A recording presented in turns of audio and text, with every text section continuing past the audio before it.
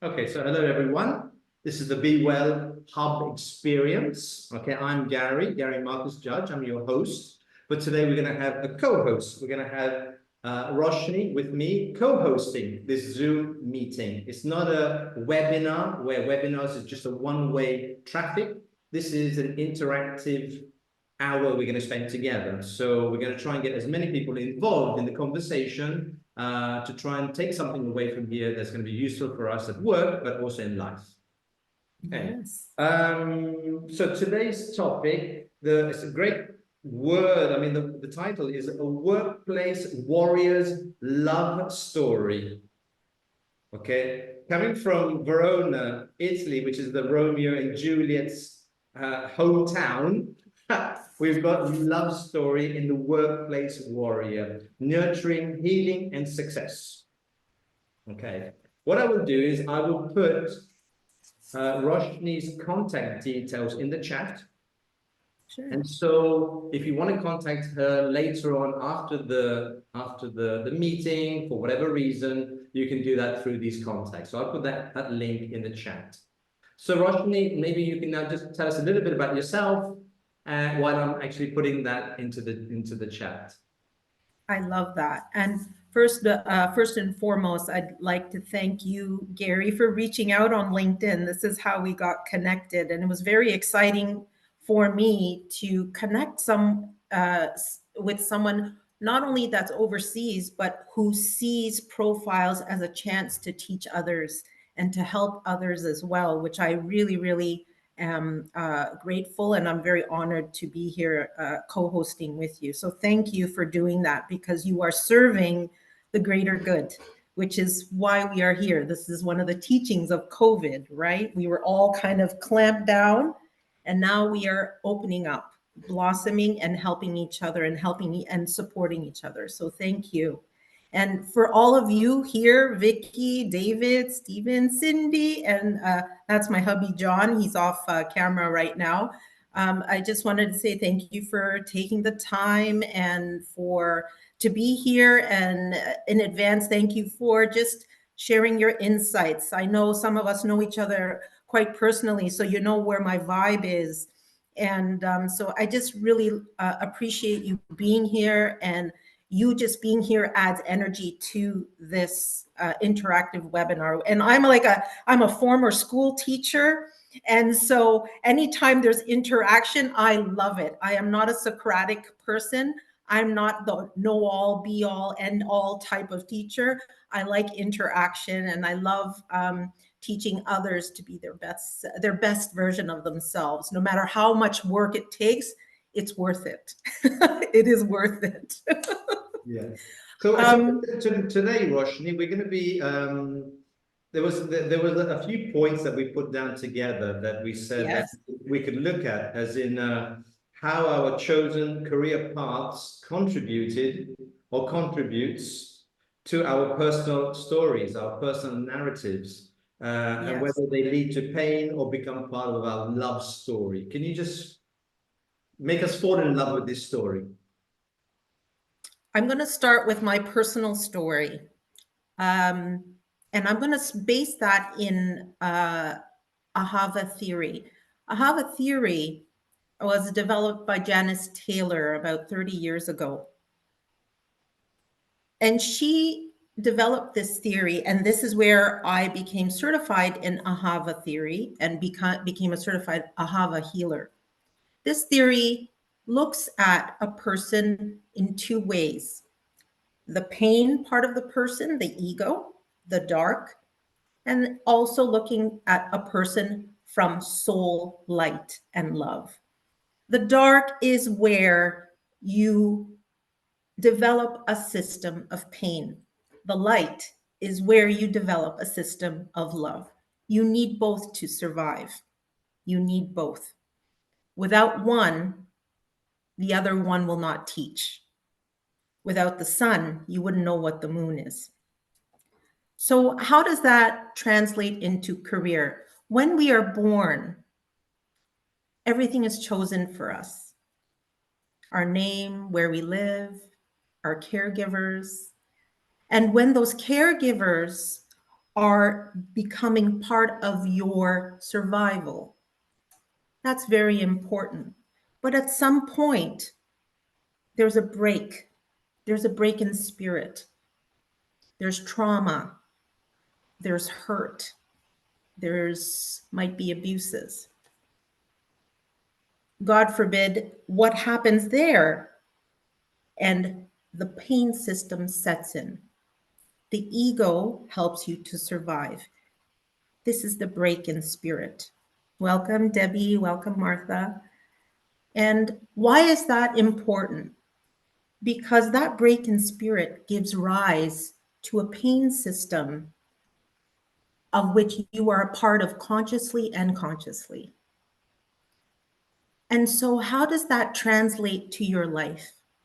Your pain system, your ego then dictates who you might marry, what type of job you might need, where you live, all of your choices based on your ego's survival. Everyone goes through this. I'm a healer. I still go through this. I don't sit on top of a mountain and say, hey, I'm healed. Everyone down there, look at me. I'm healed. I, last weekend, was sitting at my table crying. I was exhausted. Healers go through this too. We are human as well. We're not superhuman people. Now, when it trains to your pain story, when you are working and you're in a workplace, your pain story is constantly turning in the back. There's a story that's constantly being told, almost like the back burner. Some of us are aware of it and some of us are not. But we carry these stories, and stories are one of the most underrated themes that inform how we work, who we work with, how we react to other people. And those stories are going to either make us or break us. Now, for me personally, that pain story is, I'm no less. I've gone through, I had a good childhood, no problems there, but the system of pain was developed. And they developed, I'm doing this because there's a triangle. There was me, my mom, and my dad. When I started to work and towards earning, I was in marketing, I was in insurance, I became a teacher, I worked in pizza joints. All of this is part of my story. This pain story leads you further and further along until you reach a certain particular point in your life. And Ahava theory talks about this, where you say, hey, who am I? What am I doing here? Where's my joy? Where's my purpose?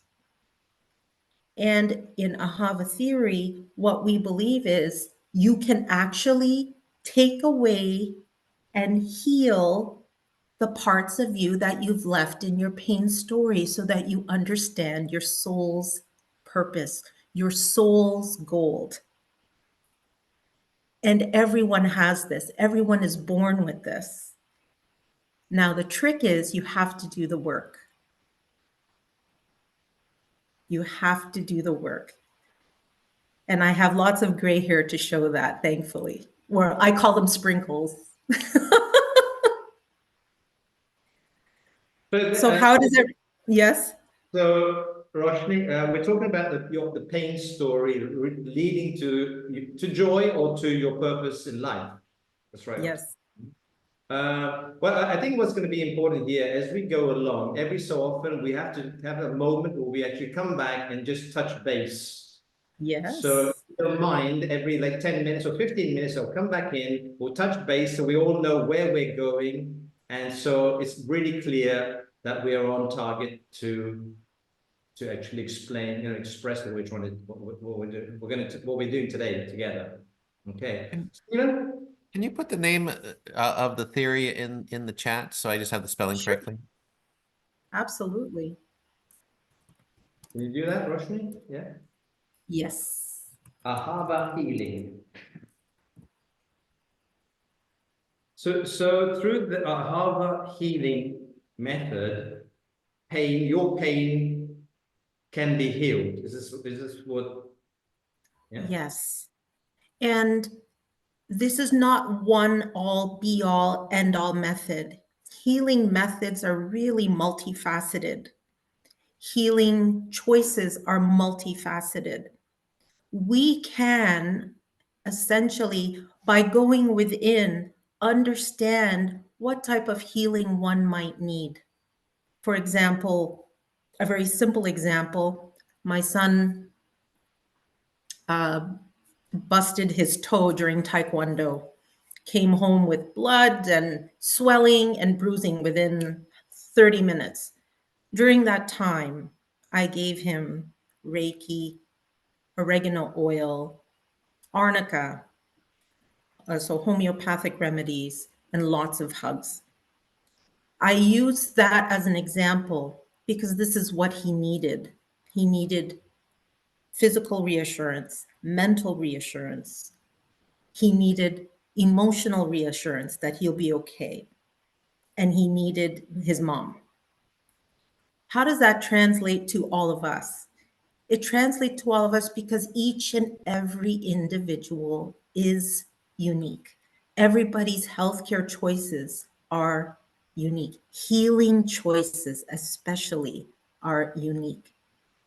We cannot say that Vicky's way to heal and Gary's way to heal are similar. Healing itself is so vast.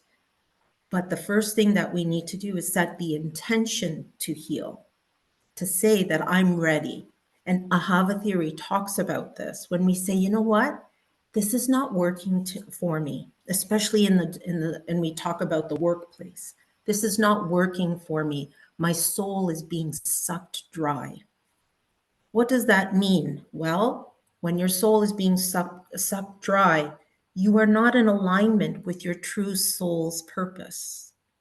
You are not in alignment. So you're constantly, and I use a stool with three legs on it.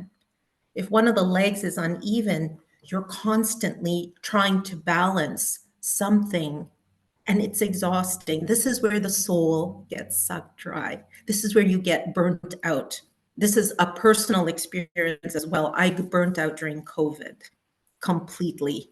I was in French, we say par terre, meaning on the ground. I was a virtual teacher. I was literally teaching at home, helping my son. He hadn't, obviously, the schools were closed. I burnt out. I saw a lot of inequities in the school system. I saw a lot of unhappy parents and teachers and children. But during that time, what I was being shown was this darkness that could be transmuted. It could be transmuted to an experience of finding joy. And I started asking. I started asking about, you know what else am I supposed to do here? What am I meant for? Where is my passion? Where is my joy? Where is my purpose? I questioned. This was the start of my healing. So my point is, healing itself is a very personal choice. What works for one may not work for the other. The most important part is to set the intention that I can do this. And it's worth it because it translates to, and Cindy and you and I have talked about this immensely, and I've thoroughly enjoyed doing that with you, and we'll continue to, self-care and self-love. Self-care and self-love. So have we got any questions from here just to keep the flow of the conversation? Anyone has any question? One question, Roshan, comes. So if healing is the personal choice, yeah, and to become aware of the dark and the light is important. Yes. And yeah. For those people who are not aware, who don't question themselves, what is the answer for them? That is an extremely valid question. Somebody asked me the other day, literally asked me on Monday, Donald Trump is not capable of healing. That's what he said. I didn't engage in that conversation because I don't want to bring politics into it. But what I did engage in is that there is a humanity piece here. People who don't engage in their healing, eventually the universe is going to start slapping them on the head, metaphorically, saying, don't go this way, don't go this way. And we say in Ahava theory, there's a 2x4 that constantly hits them to teach and to help the soul to learn. And so whether it's like a physical intention, but there is also a universal energy that will come to teach you, and including myself, I've gone through the same thing, where the same thing keeps repeating. And eventually you're like, why is this happening to me again? Why? And then during that time, you start to at least look at what's happening around you. Why is that happening? What do I have to learn? Stephen. So I'm fascinated by can you hear me? Yes. Okay, I'm fascinated by the discussion because so I've had my own, dark night of the soul, which is the separation of your I call it the ego experience because, to me, the ego experience is everything that has to do with our human experience, which includes our memories, our physical experiences, our traumas, our understandings, our framework of what we believe to be right and wrong. It's all of this collection of this life path. And then I do believe we also have this spiritual component, which is just there. It's a level of love. It's a level of acceptance that does not deny our human experience anything, because it's like there is learning in this journey, and this journey is so short that there's no restriction on your experience of it. So because the words that you're saying reflect so much with my own, really it was that pivotal dark night of the soul cross point of saying, of bringing in that spiritual energy and noticing how everything changed. My question um, is this your experience, or is it something that's taught within a structured framework? I noticed that the word Ahava is, isn't that, I think it's Hebrew for love. It And is. Martha is here, and she's like the love warrior. She does a charity group, and she's just a very giving person. She works with she calls them the community members, but they're the homeless population of Houston. Um, Wow. so my question is this a formalized understanding of many people that have gone through this, or where did it come from? Um, it came from my personal experiences. My journey started when I burnt out during COVID, and it hasn't stopped.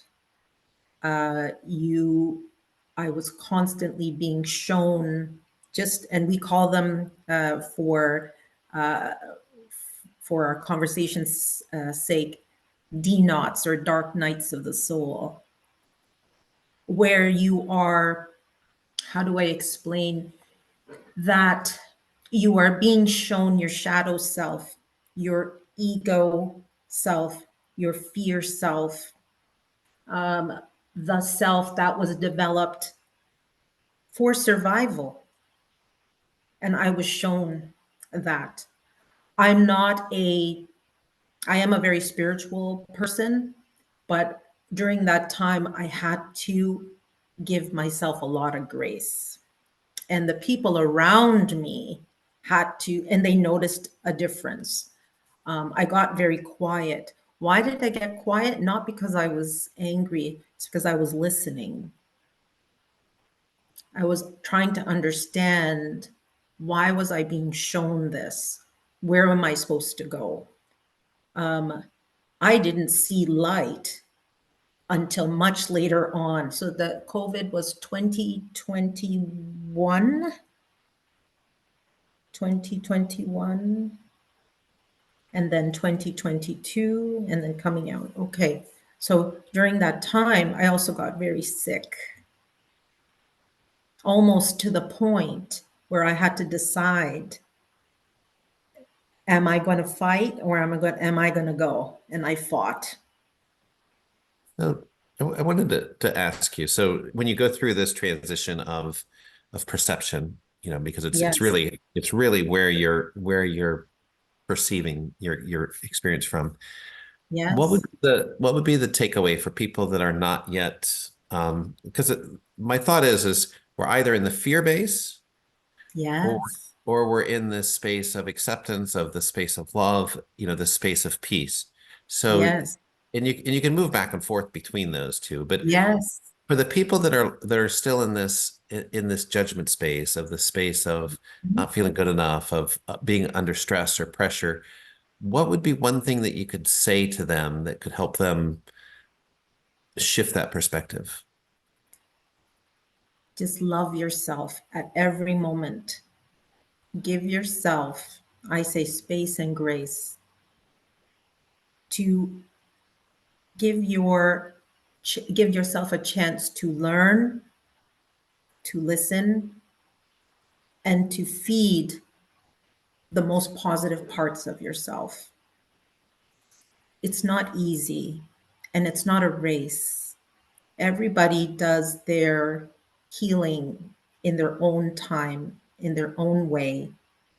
And what's important is during that time, you're putting in pieces for yourself in order to support your journey along the way. This is not always easy because a lot of people look for external support. I highly encourage people to look within. And I don't know who quoted this or who wrote this. The only way out is going within. If anyone has the person who said that, you can throw that in the chat. The only way out is to go within. What does that mean? When we are shown that we are on our way and we are taking steps in order to see what life has to offer us, to look outside and say, you know what, this is not working for me, go within. When your parents used to say, my parents told me, sit still and be quiet so I wouldn't get into trouble. I was a very naughty child. I was always in my eyes and ears were always open, always curious. But sit still and be quiet as an adult is one of the most underrated skill sets and responsibilities we have to ourselves. So if you're not there yet, it's okay. Give yourself time. If you're not there yet, make sure that your mindset is supportive of where you are, not feeding the negative by feeding the positive, feeding the good wolf, shall we say. It's okay. We are not superhuman. We all take our time. And even with me, after 50 years, I've shifted careers. It takes time. Some people come to it quicker, some people come to it slower. And it's okay. It's not a race. That's where the ego kind of starts clicking in, right? You're too slow. Your healing's too slow. You're too fast. No. Healing takes time. And sometimes you take 3 steps forward and 10 steps back, including myself. And that's okay because you have to give yourself space. Gary. Yeah, just a question. We're talking about pain, the love story as well. So we want to talk about the good side of this as Yes. well. Why not? Let's talk about a little bit about mindset, perspectives on the love story of career, on the career path. Yes. Can you throw some light onto that? Yes. I love this question. When someone says they love what they do and they absolutely jump out of bed in the morning, even before they've had their coffee or their tea or what nice comforting drink, they are motivated. Why? Because they are in alignment of what their soul wants to do. The Japanese call this ikigai. where they find that joy and purpose when they come out of bed every morning. And they say, even the Japanese say, that ikigai is important not only in your 20s, but also when you get into your 60s, 70s, 80s, and 90s, because this is where your joy lies. This is part of your love story. If you don't love what you do, balance yourself out with something that you do love. If you are doing a career, needing a career because it's necessity, you have to put food on the table, you have to pay your mortgage, you have to pay your bills, you're looking after your kids, doing all the stuff that humans need to do, find something that balances you. Find that joy. It could be, for me, it's writing, poetry, communicating with like-minded people like here. It's one of my greatest passions. And so when you are not loving what you do, even though there is a necessity, sometimes what's happening is that it's calling you to balance out your other energies. And we look at this as divine masculine and a divine feminine energies. When you are looking at, for example, my husband, John, he's in finance, very, very masculine, mind-oriented, but he's also creative. He creates his own workouts. He tries to make me laugh. He has very dry humor, but he tries to make me laugh. So those creative components, he writes creative components. But here's the trick. If you go through your healing and you've gone and done the work, you've healed the more shadow parts of yourself, which have taught you perhaps that that's not what you want to be, and you become aligned where all those three the legs of the stool are all balanced, you're aligned. Your soul starts to show you where to go. Your heart starts to become your compass, not your mind. You also start to balance and learn where you need to be in part of your love story. Your love story meaning just absolutely finding your joy and your soul's purpose. And why is this important now? Go ahead, Gary. Yeah. I'm muting myself. Talk about the dark night of the soul and the need to grow and the need to be a little bit stressed to grow. We need to have that stress or that right tension that pushes us to go beyond our limits. Yeah. So I hear this, the dark night of the soul, but I also see that there's a need to have these moments for us to break free and become bigger or expand. How do you see that, Roshni? Yes, this is part of the human experience. I've gone through, even personally gone through so many different challenges and experiences where you start to question, why is this happening? Why is that person hurting me? This is part of the human experience. We are feeling beings. We feel. And when we go through these experiences, Gary and all of our guests here, when we go through these experiences, this is not meant to tell you that you're not worthy. This is not meant to tell you that you're not enough, that your presence is not enough. What it is meant to tell you is to teach. And if you reframe that, instead of saying, oh, this is happening to me, poor me, and you become a victim. I've gone through this. I'm not perfect. I was like, why is this happening? Why is this happening to me? Why is that? Why did I lose my job? Why is that coworker on my case? All of these different things do happen. But what does increase during that time and what could help you during that time is your mindset. How is this teaching me? This is not happening to me. This is happening for me. And you've heard this, some of you may have heard this before. This is helping you to round out, to refine the diamond that you are. And Let's so, yes, can we summarize this just for 1 minute here? So because we come to the so we're talking about the ikigai, finding the joy and purpose of life.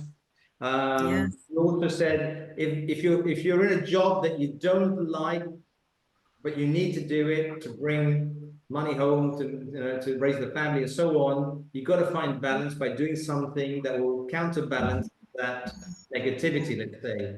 Is that right? yes, yes, I agree with you. And because sometimes you see how much passion you have with doing something outside of your work. And we all have those different ways to find, those are called our outlets, right? But sometimes those outlets are teaching us perhaps that our soul needs a little more. Our soul needs food. Even if an outlet is through breath, through yoga, through knitting, all of these things are creative components that round out our soul during the times when we are looking at jobs or within jobs that are perhaps giving us less energy than we need. You need to balance out. Stephen.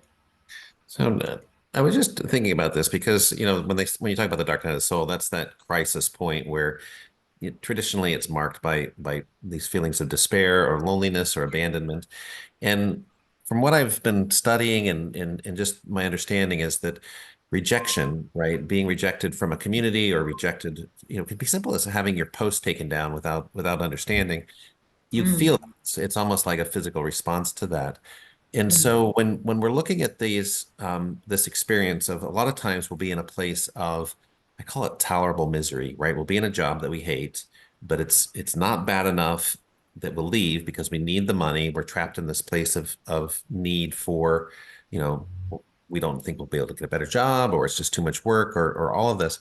So we're stuck in this place of tolerable misery, and then all of a sudden something will come along and sweep the feet out from underneath us, and then all of this pain and thing that we've given to either the organization or to another person mm. um, is now just discounted, right? So all this effort that was put forward, all this misery that we endured was for nothing. And it's like, and your brain has a tough time wrapping around this, like, how did this happen?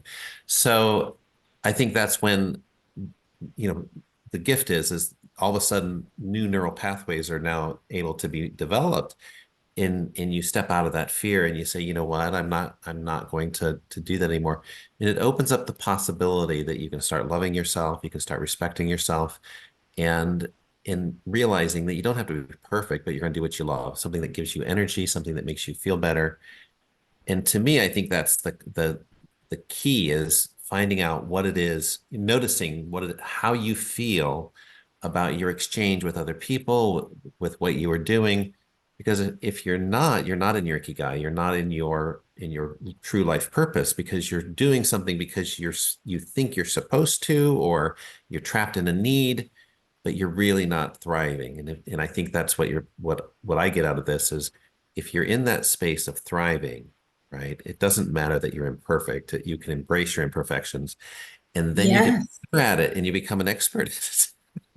Yes, And I then you're love happy. that you said that thriving, because when you're in ego mode, you are in survival, consciously and unconsciously. So I'm glad you brought up the thriving piece as well, because there is a shift, there's a difference. When you are in survival mode, there is an energetic way of being.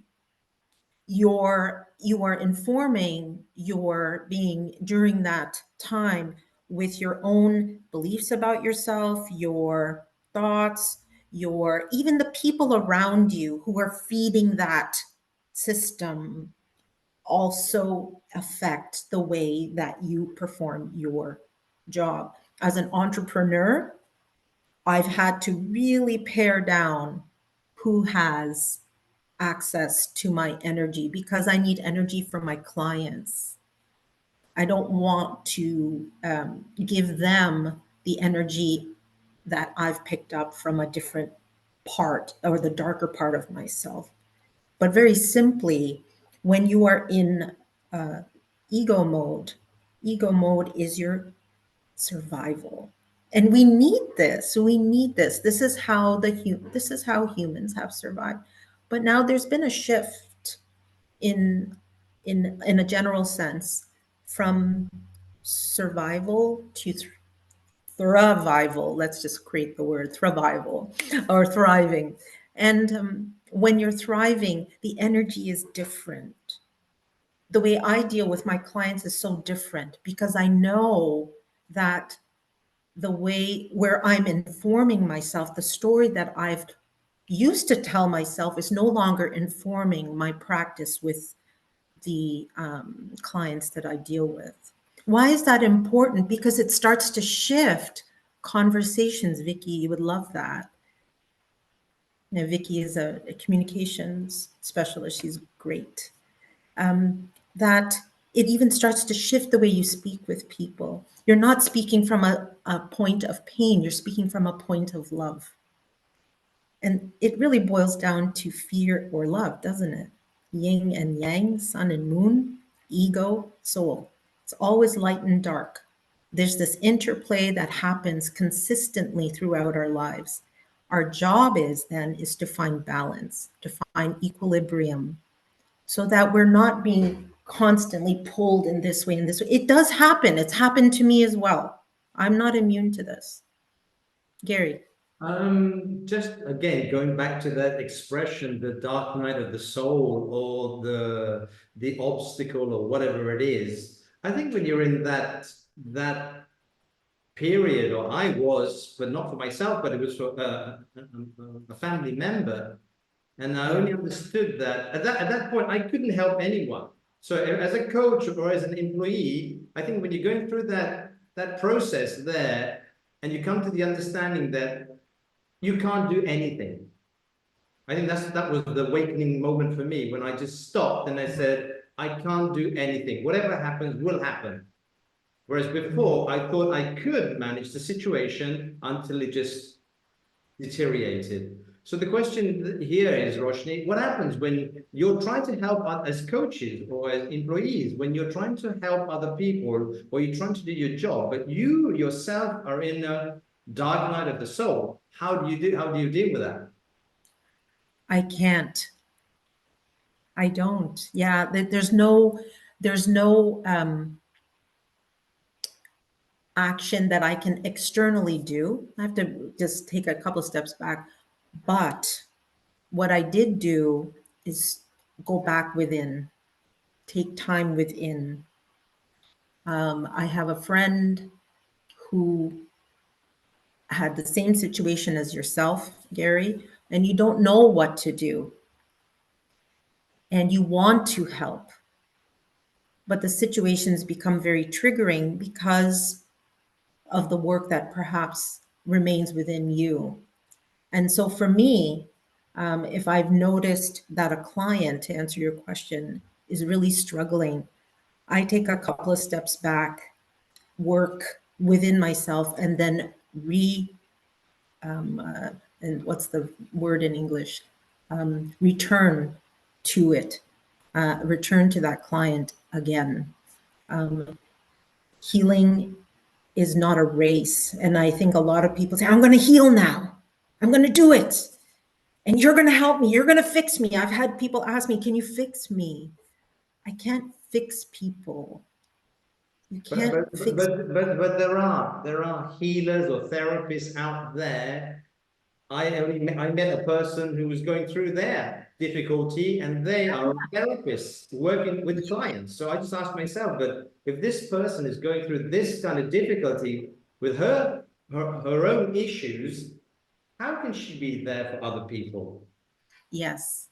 And for me, I would say, and from my personal experience, I just take a couple of steps back and I work within myself. I am still there for my clients when they are struggling. I'm not, and we look at it as holding space, not to say, okay, now you have to do, here's your list, here's your checklist, go home, do your homework, come back and see me. No, this is where I for me, there's a lot of empathy and compassion that comes into my practice, and patience. My son, my 11-year-old son, has taught me a lot of patience. So patience for me helps me to hold space for people who are struggling, and also when I'm struggling, be patient with yourself as well, which I am not.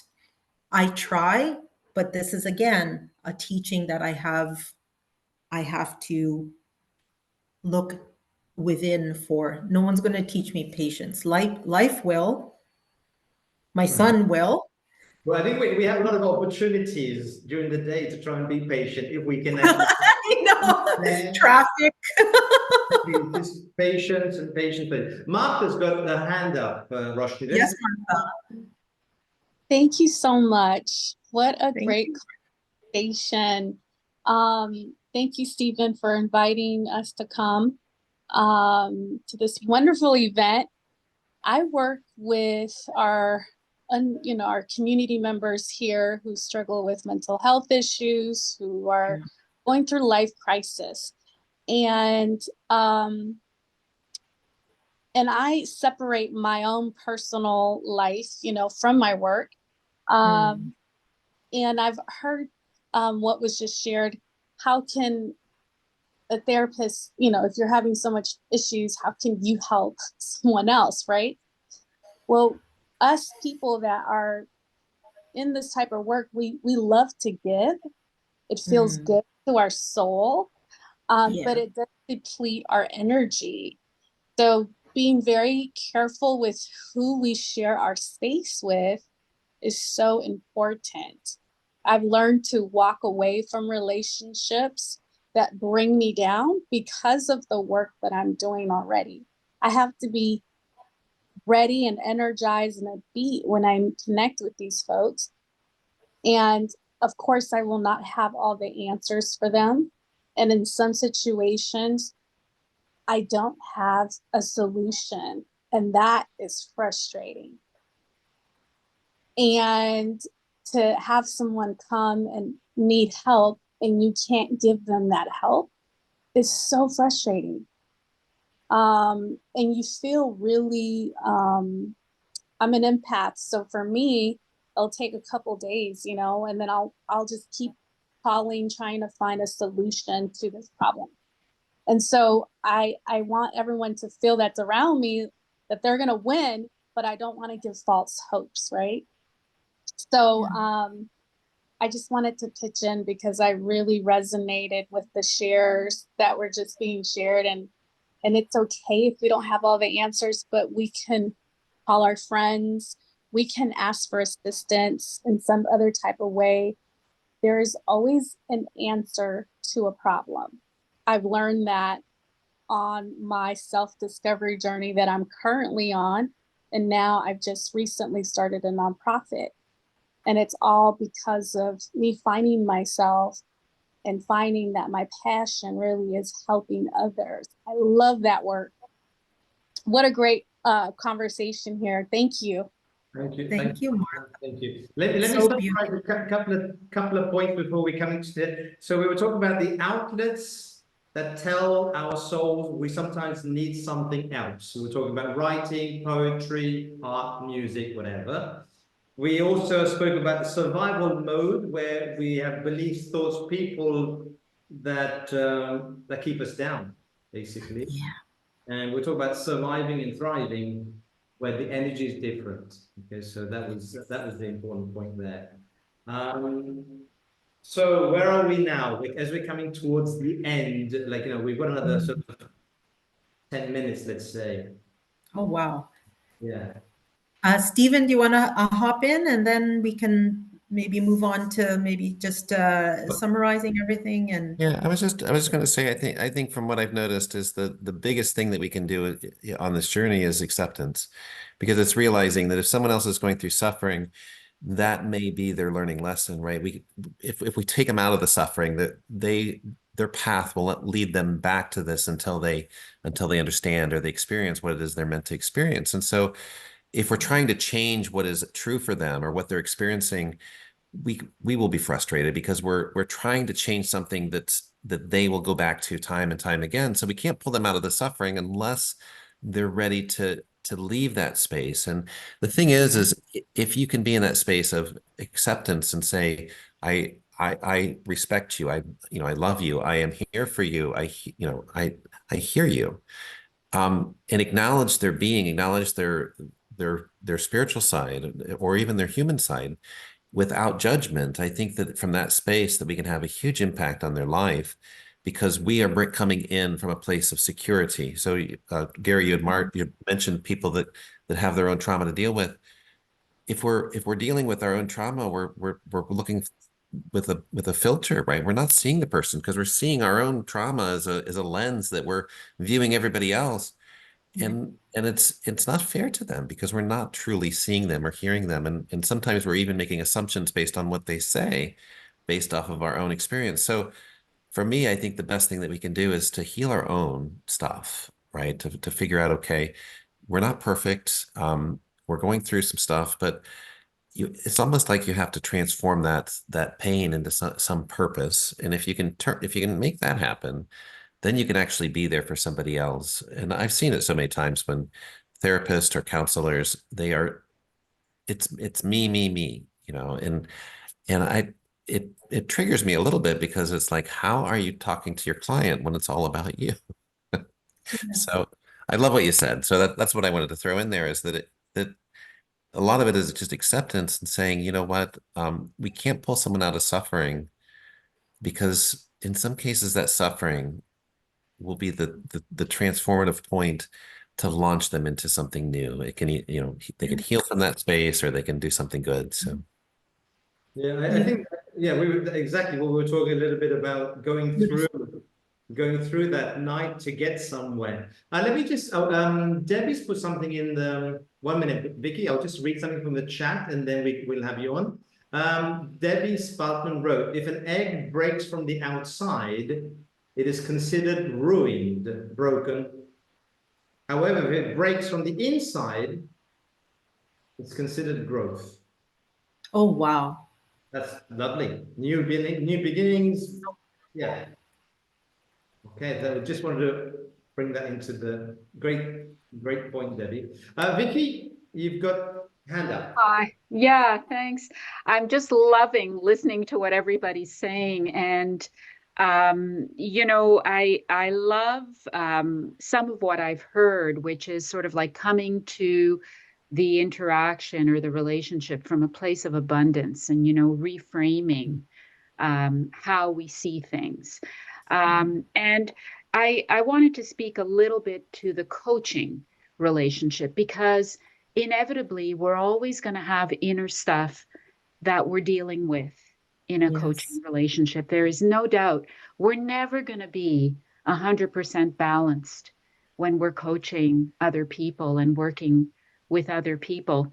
And I think, one of my greatest learnings was the revelation that the session is not about me and it's not about how I want the session to go or how I'm even going to influence the session. The session is really about how the client, the other person, is going to affect their own insights, their own change, their own will to progress.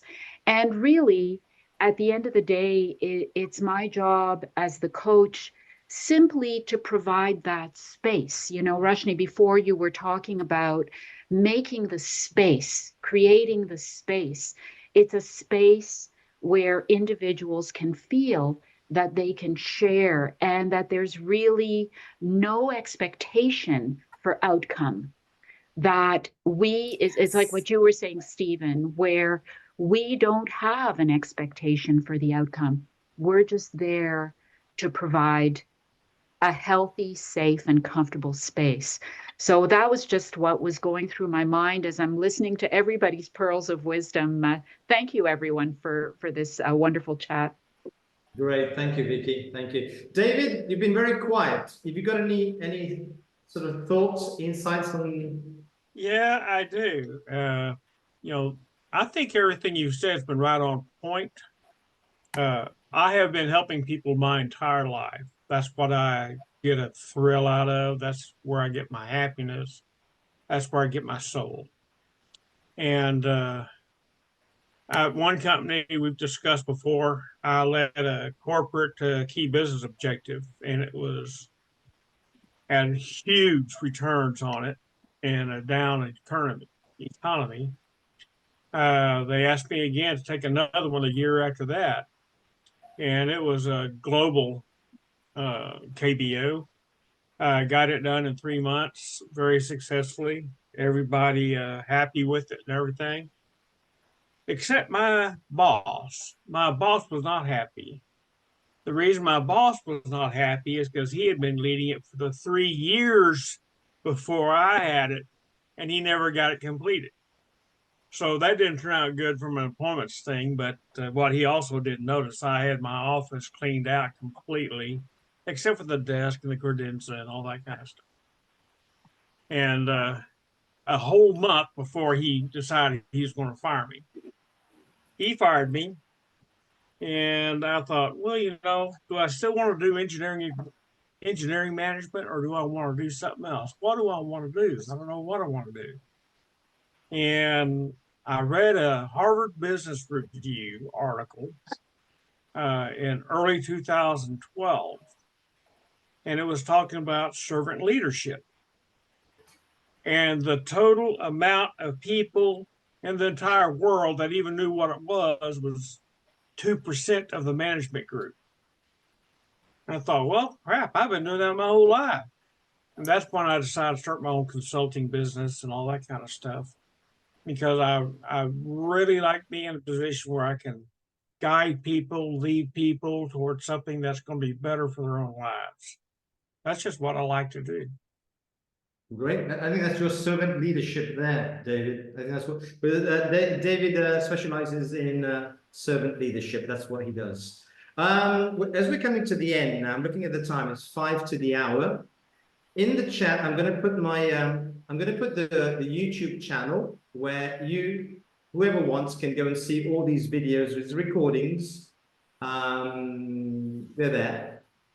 This one will be too, once I've recorded and I've actually got it down. I'll put it on the YouTube channel. So we're just coming to the end now. So if we can all just give one word or one sentence or something. What are we taking away from this hour spent together? We've had lots of, we're talking about the pain story leading to you questioning yourself, your joy, your purpose. We're talking about give yourself space and grace. We're talking about the dark night of the soul. We've spoken about ikigai. What is the ikigai? Is your find the purpose to life. If you don't like what you do, but you need to do it, try and balance it out with something that really you enjoy doing. Surviving rather than just thriving than just surviving. These are a lot of the points I've taken away. What about you guys? Vicky, just a word or a sentence or something that we're taking away before we end? I'm going to say trust in the healing. Okay. Trust in the healing. Great. Stephen, trust in the healing. For me, it's along the lines of confirmation, that what we're going through is repeatable and meaningful. Repeatable and meaningful. The next one, you can actually elaborate the next BEwell on that one. David, what are you taking away? Follow your heart. Yes. Follow your heart. Okay. If you follow your heart, you'll be able to help more people. Cindy? I think just remembering it's a process, right? It's definitely a process. I go with the P's. It's a process. It takes a lot of practice, a lot of patience, and persistence. Yep. And did you mention patience as well? Yes, I did. I thought, did you say patience? Because the word patient came up as well, their patience. I thought you said a lot of pasta. I'm sorry. Pasta as well. Oh, so so funny. Debbie, what a word, a sentence that you're taking away? I already put it in the chat. It's the transformative power of love. And I would say self-love, the healing power, just transformative power of love. Transformative power of love. And John has put there as well, there's no purpose without passion, and there's no passion without purpose. So that's a good way to end. Roshni, hope you enjoyed the time I spent did. here. Thank you. Thank you for coming. Thank you all for coming here, and hopefully we're taking something away. Next week we've got, I think, Stephen's friend, a guy called Ken Caputo. I think Stephen, you know him. He's coming next week, and he's going to be talking about the Ripple Maker blog. The Ripple Maker blog. I think that was his book or something. He's going to come and talk about that. So let's see. Hopefully that'll be an interesting conversation too. So again, thank you very much. If you want to watch the recording, go onto the YouTube channel. All the links are on the chat. Roshni's chat link as well if you want to get in contact with her directly. And I will see you all next week. Have a great day. Thanks, Gary. Thanks, everyone, for joining. Thank you, Roshni. Thanks, everyone. Thank you. Bye now.